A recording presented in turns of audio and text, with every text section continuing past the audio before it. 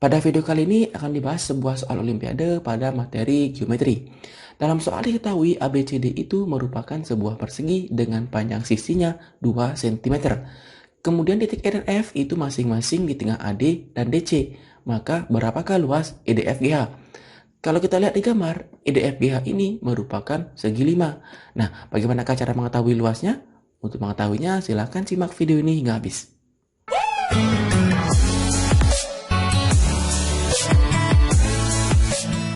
Langsung kita bahas. Yang pertama, perlu kita pahami bahwa kalau soalnya ini merupakan soal geometri, kita bisa melakukan banyak cara untuk mencari solusinya. Nah, salah satunya di sini, kalau kita mencari EDFGH luasnya berapa, itu caranya bisa kita mengurangi atau mencari selisih luas segitiga ADC dikurangi luas segitiga AEG dan FHC. Kemudian, cara yang lain, titik E ini kan tengah-tengahnya, maka ED dan DF juga sama, karena F ini tengah-tengahnya. Karena panjangnya 2, maka DF ini 1, DE juga 1. Sehingga akibatnya EB dan BF itu juga sama, dan terbentuklah sebuah layang-layang EDFB. Itu adalah layang-layangnya. Sekarang kalau kita tarik garis bantu ya, dari E ke F, kemudian dari D ke B, itu merupakan diagonal-diagonal dari layang-layang tersebut. Sehingga mencari luas layang-layang itu nanti bisa dicari dengan cara 2 dikali luas segitiga. Di mana luas segitiga DFB itu akan sama dengan DEB karena dia merupakan simetri lipatnya. Sehingga di sini luas layang-layang kita ambil di sini E DFB itu sama dengan 2 kali DFB. DFB itu merupakan sebuah segitiga. Nah, untuk mencari luasnya, kita ingat dulu konsep segitiga. Di mana kalau ada sebuah segitiga sembarang, untuk mencari luasnya, itu kita bisa menggunakan 3 cara. Misalnya, kita beri nama ABC, maka luasnya ini kita bisa cari dengan 3 cara dengan alas yang berbeda. Alasnya AB, alasnya BC, dan alasnya AC. Nah, semisalnya kita menggunakan AB sebagai alas, maka tingginya itu merupakan garis yang ditarik dari titik yang lain selain alasnya.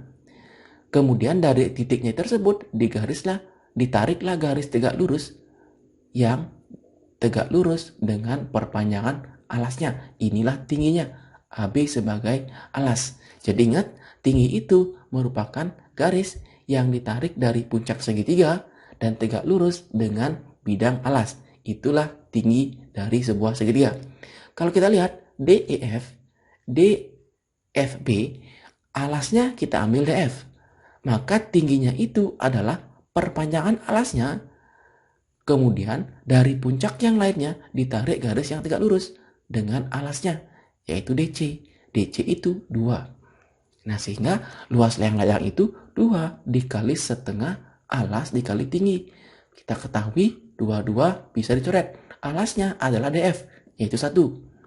Tingginya adalah BC, 2. Sisi persegi ya. Jadi luas layang-layangnya sama dengan 2. Nah, sekarang masalahnya kita harus mencari berapakah luas segitiga GHB. Nah, untuk mengetahuinya kita harus memerlukan alas. Alasnya GH. Dan tingginya kita misalkan di sini P dan di sini Q. Sehingga di sini tingginya itu adalah BP. Kemudian BP ini merupakan setengah dari diagonalnya, diagonal DB. Maka langsung aja panjangnya BP itu akan sama dengan akar 2 karena dia merupakan setengah dari diagonalnya. Kemudian hal yang sama juga EF. EF itu bisa kita cari dari segitiga EDF. Jadi EF itu merupakan setengah akar 2. Kalau kita cari EQ-nya ini setengah akar 2 dan EF itu juga setengah akar 2. Kalau kita jumlahkan panjangnya adalah akar 2. Nah, sekarang untuk mencari tingginya alasnya ya, bukan tingginya alasnya GH, kita menggunakan kesebangunan segitiga dari segitiga EBF dengan GBH. Sekarang biar lebih gampang kita lihat, kita akan mengeluarkan segitiganya. Nah, kita keluarkan segitiganya. puncaknya itu ada di B. Kemudian alasnya adalah F. Kemudian pas di tengah-tengahnya, atau bukan tengah-tengahnya ya, ada sebuah garis yang sejajar dengan alas, yaitu GH. Kemudian tingginya ini bisa kita tarik ya.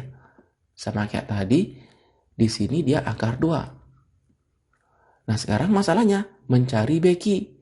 Mencari beki itu bisa kita gunakan segitiga QFB, atau di sini QFB. QF itu setengah akar 2. Kemudian FB di sini ya, FB itu dengan Pitagoras ya. Dengan Pitagoras bisa kita cari sama dengan di sini akar dari FC kuadrat 1 kuadrat ditambah BC kuadrat 2 kuadrat, yaitu akar 5. Maka dapatlah di sini BF-nya itu adalah akar 5. Sehingga BQ dapat nilai BQ-nya itu akan sama dengan akar dari akar 5 kuadrat ya. Akar 5 kuadrat maka akarnya hilang, jadinya 5. Dikurangi setengah kuadrat. Setengah kuadrat itu setengahnya kita kuadratkan 1/4 dan akar 2-nya kita kuadratkan 2. Sama dengan 2/4. Kalau kita samakan penyebut akan dapat di sini 20/4 dikurangi 2/4. Nah ini akan sama dengan 18/4. Kita akarkan. Nah jadi di sini nilainya itu adalah BQ itu 18 akar 18/4. Sehingga dengan kesebangunan kita dapatkan di mana perbandingannya itu GH. Kita mencari GH. Jadi kita utamakan X. GH berbanding dengan EF itu akan berbanding sama dengan di sini P ya tadi ya. Sesuai gambarnya, BP berbanding dengan BQ. Tinggal kita ganti angkanya. GH itu X. EF itu akar 2. BP itu akar 2. Dan BQ itu adalah akar 18/4. Kita biarkan dulu akarnya ya, nanti sekalian kita sederhanakan. Sehingga nilai X-nya itu X dikali akar 18, ini akarnya bisa per akar 4. Akar 18/4 itu akar 18 per akar 4 ya. Akan sama dengan akar 2 dikalikan dengan akar 2. Sama dengan 2. Sehingga X itu, X akar 18, akar 18 itu bisa kita ubah menjadi 9 kali 2. Yaitu sama dengan 3 akar 2. Sama dengan akar 2 kali 2. Akar 4 kali 2 itu sama dengan 4. Sehingga X itu akan sama dengan 4/3 akar 2. Agar dia rasional ya, kita kalikan dengan akar 2 per akar 2. Sama dengan 4 akar 2/3 dikali 2. Kita sederhanakan, dapatnya 2/3 akar 2. Inilah nilai X-nya.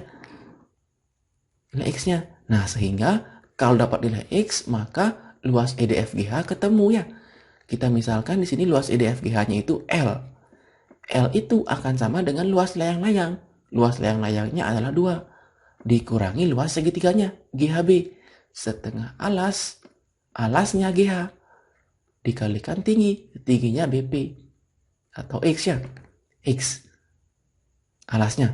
Nah, sehingga 2 dikurangi setengah GH itu alasnya X. Dapatnya 2/3 akar 2. Kemudian BP itu adalah akar 2. Sehingga akar 2 kali akar 2 itu kan 2 sama 2 hilang. Sisanya itu adalah 2 dikurangi 2/3. Kalau samakan penyebut 6/3 dikurangi 2/3 sama dengan 4/3. Nah jadi inilah luas dari segi 5 EDFGH. Jadi itu dia cara mencari luas dari suatu bangun geometri. Jadi ingat dulu bahwa kalau soalnya geometri atau soalnya seperti ini ya, itu akan ada banyak sekali cara untuk mencarinya. Tergantung nanti kalian menemukan cara yang paling gampang. Nah umumnya nanti kalau dia berbentuk segitiga ataupun persegi, kita akan mengusahakan dia mendapatkan sebuah sisi-sisinya dengan menggunakan konsep dari matematika. dan yang paling sering digunakan itu adalah konsep kesebangunan. Tak jarang juga nanti menggunakan konsep yang lain, tetapi kesebangunan ini adalah konsep yang paling sering digunakan dalam menjawab soal seperti pada layar ini. Nah, untuk itu silakan dipahami dengan baik. Kalau ada yang kurang jelas silakan di replay videonya. Dan akhir kata, Kak ucapkan terima kasih dan sampai jumpa di video selanjutnya.